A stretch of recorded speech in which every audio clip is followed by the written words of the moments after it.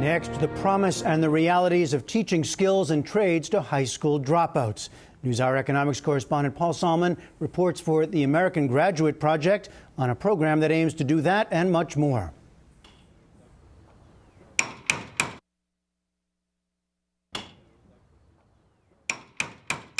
A back-to-high-school program for dropouts that teaches construction skills as well as your traditional subjects.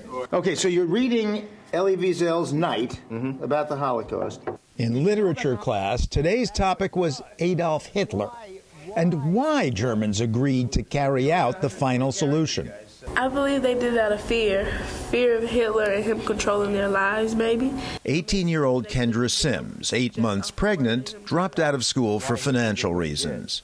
But now she plans to become a nurse, eventually a doctor, where critical thinking can make all the difference.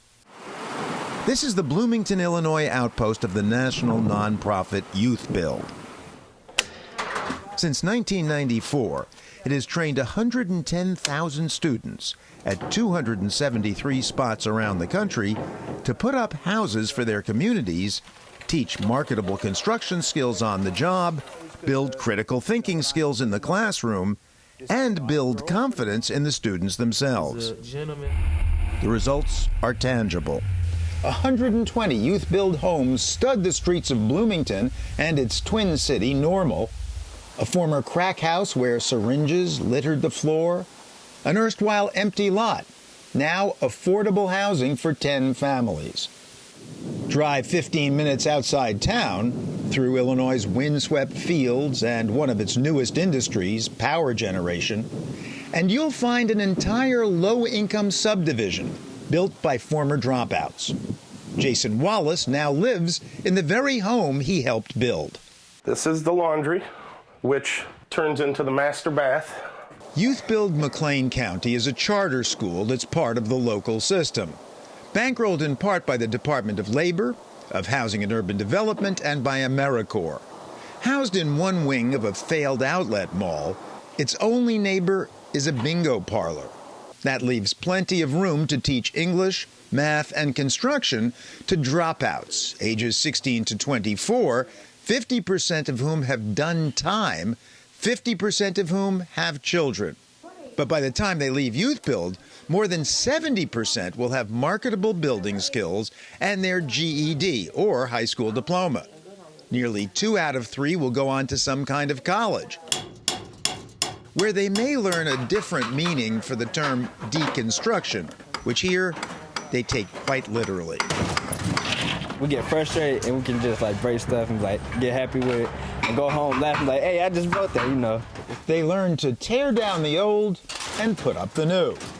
Well, it's hands-on, and I've never been a person that could just sit there all day.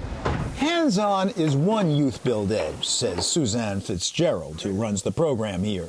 If you're someone who is more mechanically inclined, if you're someone who needs a project, touch it, feel it, take it apart, put it back together, you don't see a lot of that available in the school systems or in the colleges. We would reach many more of our failing young people if we were able to teach in the way that they learn. Graduate Dontel Crowder says physical learning kept him in school at Youth Build. Some people like learning hands-on more than just reading papers and stuff like that. Is that you? Yeah, I just like to get the job done. You tell me what to do, you show me, and that's all I need to know, you know what I'm saying? Economics professor Mike Seaborg has studied those in the program. They move back and forth from skill training and construction to literacy training, working towards their diploma or their GED.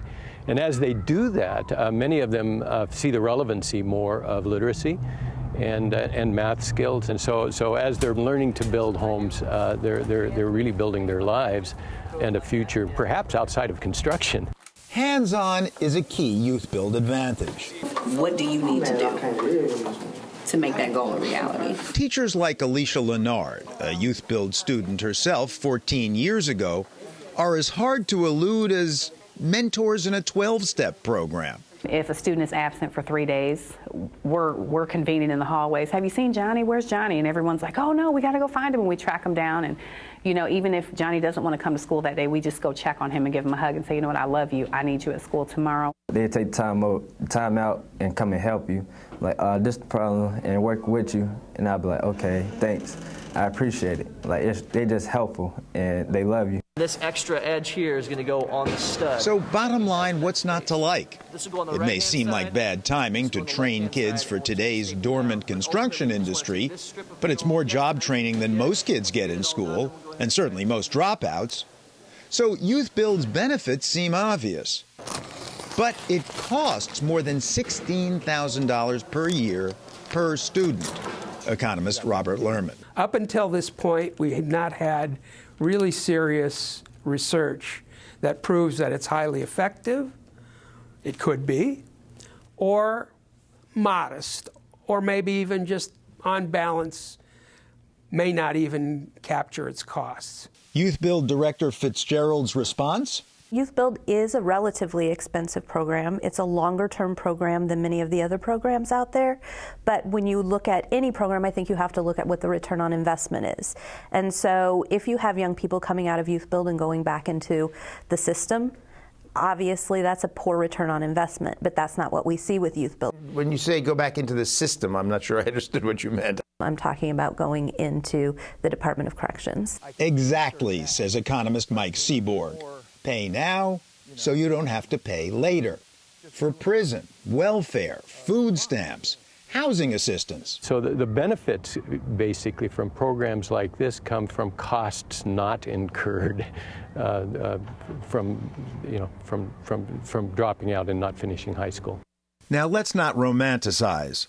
Only 3 to 4% of Youth Build students have gone on to get a 4-year college degree, compared to nearly 30% of students nationwide, though Youth Build's goal was, until recently, just getting kids a diploma or GED, in a district where 12% of the students still don't make it to graduation, no better than the national average.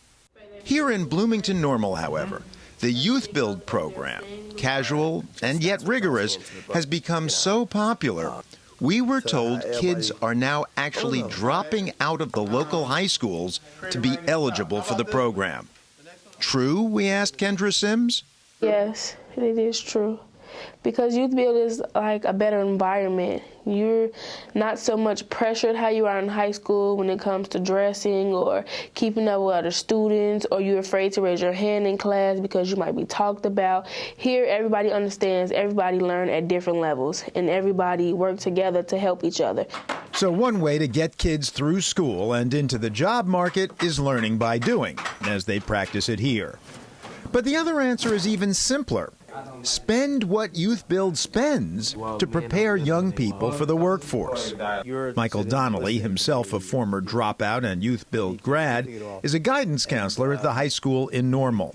So if you here at Normal had the same amount of money per pupil as Youth Build had, you could have the same level of success? Oh, yeah, easily. I believe that wholeheartedly. If you could go through and say, you know what, each one of these students, we're going to give them a personal experience. We're going to put all these resources around them to make sure that they succeed, to make sure that they do the things that they need to do. Oh, yeah, 100%. The schools would be a lot better. We wouldn't have a dropout problem? I think we still have a dropout, but I don't know if it would be a problem. A problem that at the moment is hobbling more than 10% of America's high school students at a cost to them and us. The American Graduate Series is a public media initiative funded by the Corporation for Public Broadcasting.